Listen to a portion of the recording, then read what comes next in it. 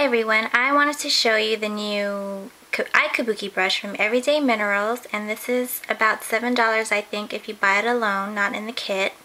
And their new brushes come with the bamboo handles as opposed to the old handles that I think they're birch, and they're like a lighter color wood, but it's the same kind of bristles. Here's baby Kabuki, the long-handled Kabuki, and the eye Kabuki. You can see it's like baby and mama and pop-up. So same bristles, you know how soft they are if you have any Everyday Minerals brushes. If you haven't tried them yet, please do so, because I didn't know how soft brushes were supposed to be until I first tried an Everyday Minerals brush, and I'm just in love with them. And these are synthetic bristles, by the way. So back to the Kabuki brush. Again, it's a little over 5 inches long, and I want to compare it to the size of the Sonia Kashuk large crease brush. As you can see the difference right here. The Sonia Kashuk's a little longer, but look at the head. The eye Kabuki is like 2 or 3 times bigger than this crease brush. And if you have this crease brush, I can't talk. If you have this crease brush, you know that it's very good for your crease area. It fits right into that area right there, and for blending. But look how big this one is. And I don't like it on my eye as a crease brush. I like it more as in like a overall eyeshadow brush, like to put a color like on your lid all the way up to your brow bone. But what I've been using it for, which works the best I think, is to apply your concealer. So here's a couple of concealers that I have. You know, people kind of have problems blending it, like using a regular brush like this or whatever. But what I find when you use this brush, I mean, look how dense and plush it is. When you use this under your eye area, it feels like an eye spa, like a spa for your eye. It feels so good, and the concealer, the mineral concealer, it blends out very well. And I like to hold it like at a 45-degree angle and brush it under my eye, as opposed to like straight on like this. I'll hold it up this way and blend it.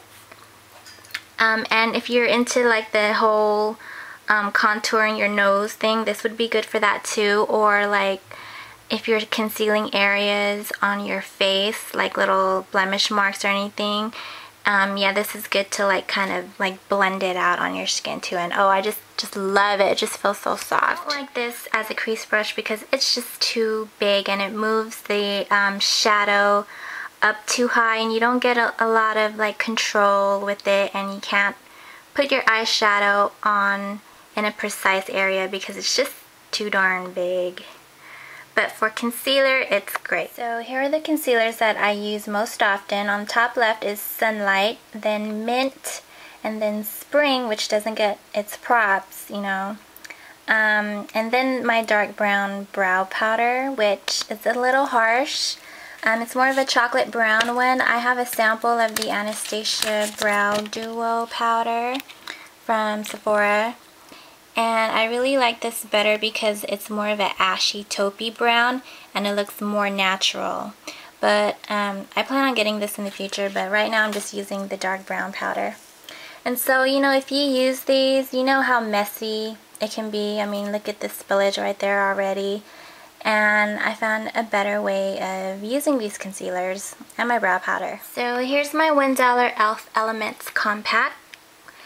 And I pressed a concealer palette. The pans I got from my Coastal Scents empty palette, and I just pressed my concealers using 90% alcohol, and that was it. I find that they hold up much better than these shimmery eyeshadows. There's not a lot of powdery fallout with this at all.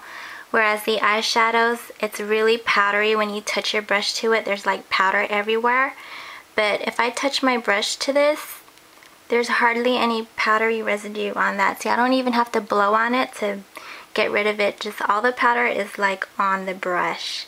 And it's just so much easier to use this, so much, it's less messy. especially with the brow powder, because if I get a little bit of that powder on my hands anywhere, it looks like I've been digging through chocolate. So I just love this idea, and this is great for travel and everything. So while I'm at it, let me just go over all the concealer colors that I have from Everyday Minerals, just to show you guys. Okay, starting with Sunlight, I like that under my eyes, covering my dark circles, but I like to mix it with Spring, which is right there.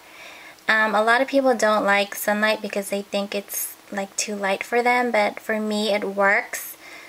And Spring right here, it does not get enough props. It looks really dark in the jar when I first got it, but when I pressed it, you could see it has like a peachy, salmony undertone to it, and that works really well to correct dark circles under your eyes. But it's also good for like dark marks, like from healing blemishes, and for everything else. I use this most often, as you can see, because it's starting to wear off down to the pan right there in the center.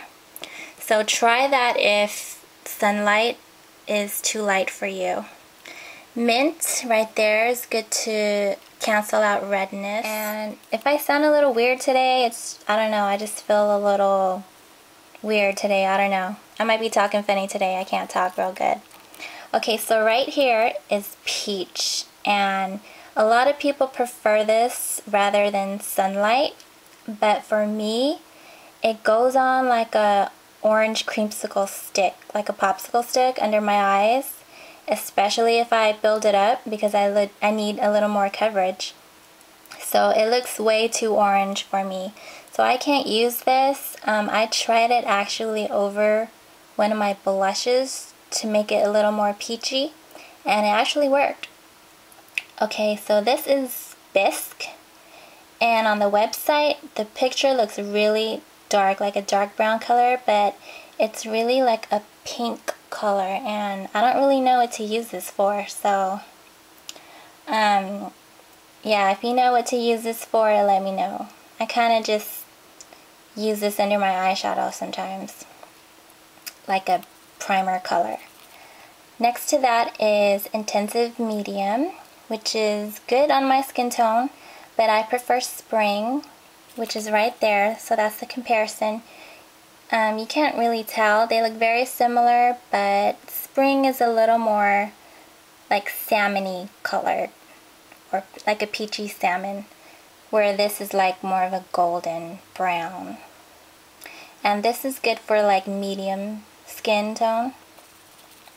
And next to that is Multitasking, which is, it's a little too light for me. It kind of goes on white on me, even though it doesn't look white on the jar. It's too light. I think this is better for lighter skin tones, but some people with medium skin tones, they do use this, but for me it just doesn't work. It has more of a cool undertone to it than a warm undertone like Intensive Medium. And then the last one I have is one of their Pearl Concealers. As you can see there, it has a sheen to it, kind of like their original Glow formula. It gives like a dewy finish, so if you're using this under your eyes, it's good for that, so that it will like kind of brighten up your eye area. You see, I can't talk today. It's kind of hot in here, I guess, I don't know. But yeah, the Pearl Sunlight, it gives you that dewy finish, and if you don't want that matte finish, and especially if you're using the original Glow foundation, this is really good for you. And they have like Pearl Mint, Pearl Pick Me Up, the pink one, and like a Pearl Beige one, and they actually came out with 5 new concealers. You could check the website, but those are probably better for like lighter skin tones. Yeah, so these are all my concealers from Everyday Minerals, and I hope this video helped you in any way. And I know I sound weird today, but I don't know, I think it's just the heat. I'm sorry, I apologize for that. And yeah, thanks for watching again, and if you have questions, just message me or comment. Okay, thanks guys, bye.